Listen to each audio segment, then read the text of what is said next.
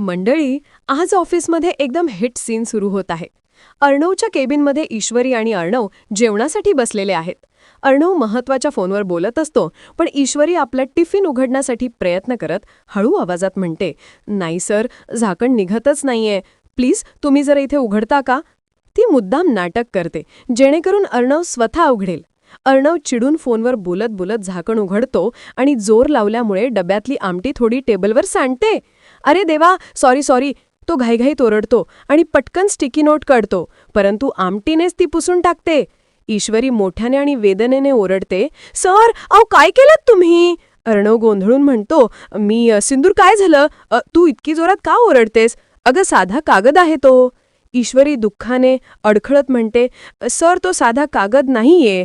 आणि गप्प बसते. दृश्य बदलते. घरी राकेश आणि अंजली बोलत आहेत.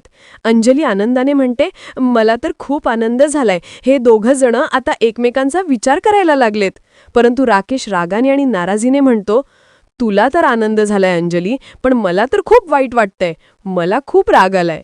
तर मंडळी, तुम्हाला हा सीन कसा वाटला? लाईक करा, सबस्क्राईब करा आणि कॉमेंटमध्ये सांगा कोणाचा प्लॅन जिंकेल, ईश्वरीचा हट्ट की अर्णवचा गोंधळ?